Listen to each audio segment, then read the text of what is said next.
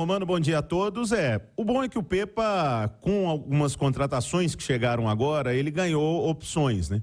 Só que junto com as opções também coincidiu o time de jogadores se machucarem, como o caso do Matheus Vital, que o Pance trouxe informação ontem já, né, Pance? Que o Vital deve estar pronto para jogar no final de semana. Sim. E a situação do Matheus Pereira, que infelizmente, né, causou um hype muito grande, uma expectativa muito grande para a chegada dele aqui em Belo Horizonte, para o Cruzeiro. É um jogador acima da média mesmo, mas precisa provar isso aqui ainda. Então existe uma expectativa / curiosidade do que o Matheus Pereira pode acontecer, pode fazer no time do Cruzeiro.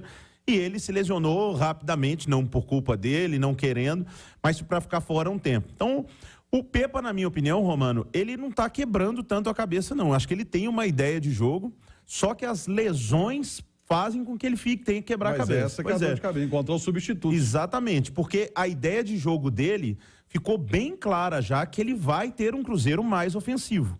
Nesse retorno. Ele foi jogar contra o Palmeiras em São Paulo, ele começou o jogo com 3 atacantes e o Matheus Vital. Contra o Palmeiras no Allianz Parque. E aí ele perdeu o Matheus Vital, ele vai ter um jogo com o Corinthians aqui, ele começa o jogo com 4 atacantes.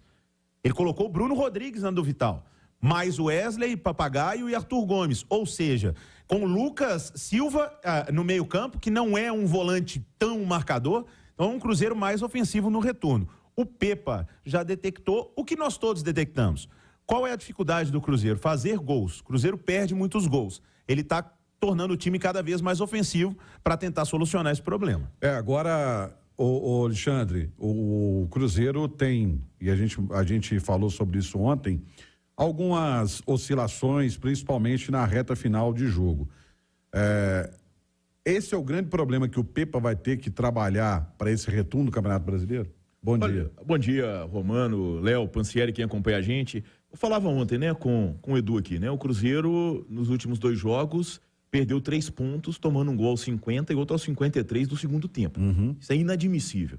Principalmente da maneira que os gols aconteceram, né? Aquele do Palmeiras lá, uma jogada super manjada, que já tinha acontecido antes, ao contrário, com o Arthur chegando e perdendo um gol feito.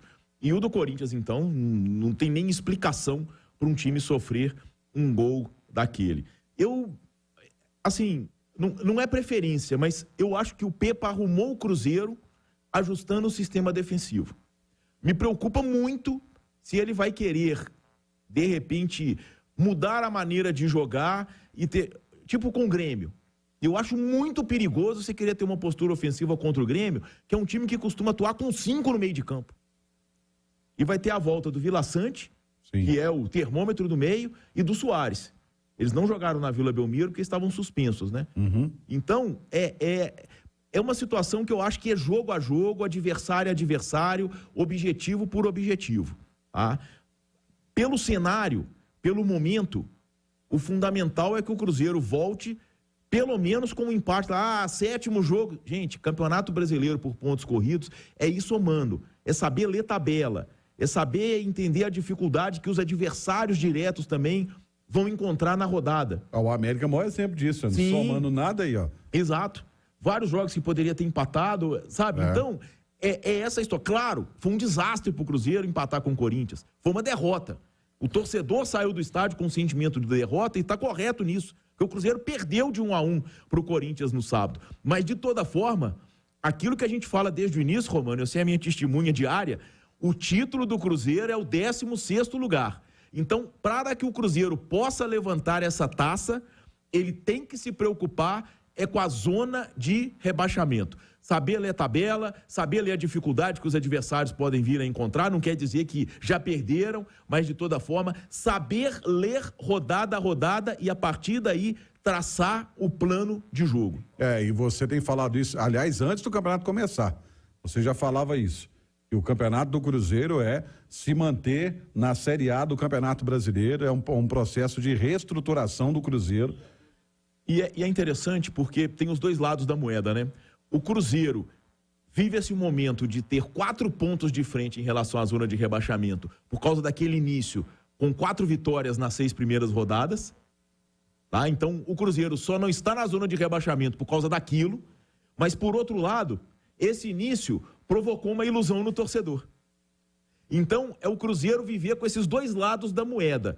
Então, eu acho que é fundamental, passou da hora de o Cruzeiro, de seu torcedor se unirem, como o Vasco está tentando fazer, e era vice-lanterna e era lanterna outro dia, para brigar contra o rebaixamento.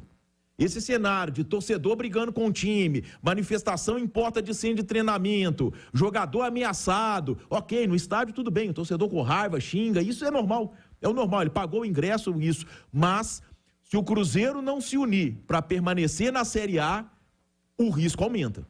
E aí, essa